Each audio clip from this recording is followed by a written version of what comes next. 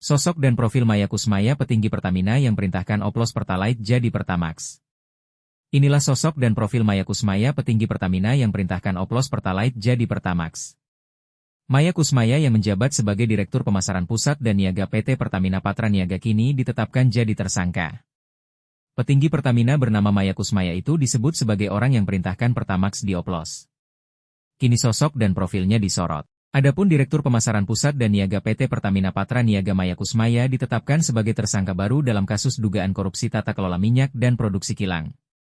Kasus tersebut terjadi di lingkup PT Pertamina Subholding dan Kontraktor Kerjasama, KKS, pada 2018 hingga 2023. Maya ditetapkan sebagai tersangka pada Rabu, 26 Februari 2025, malam setelah dijemput paksa penyidik Kejaksaan Agung, Kejagung, karena tidak memenuhi panggilan pemeriksaan sebagai saksi. Dengan ditetapkannya Maya sebagai tersangka, sudah ada 6 petinggi Pertamina yang terjerat kasus dugaan korupsi tata kelola minyak dan produksi kilang.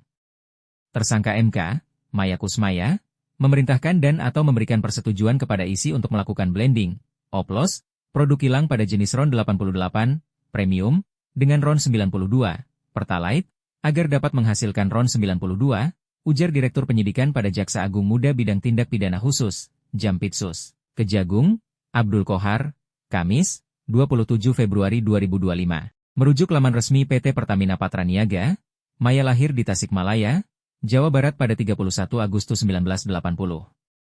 Sebelum berkarier di bidang liquefied natural gas, LNG, Maya menempuh pendidikan di program studi S1 Teknik Kimia Institut Teknologi Bandung, ITB. Ia kemudian melanjutkan studi ke magister atau S2 di jurusan Natural Gas Technology di Norges Teknisk Naturvitenskapelige University atau Norwegian University of Science and Technology, NTNU. Setelah itu, Maya bergabung dan menduduki beberapa jabatan strategis di PT Pertamina, Persero, PT Pertamina Gas, dan PT Pertamina Patra Niaga. Abdul Kohar menjelaskan, penetapan Maya sebagai tersangka korupsi Pertamina dilakukan bersamaan dengan Edward Corne selaku VP Trading Operations PT Pertamina Patra Niaga. Keduanya ditetapkan sebagai tersangka karena tidak menghadiri panggilan pemeriksaan sebagai saksi di kantor Kejagung, Jakarta, Rabu, 26 Februari 2025, pukul 10 waktu Indonesia Barat.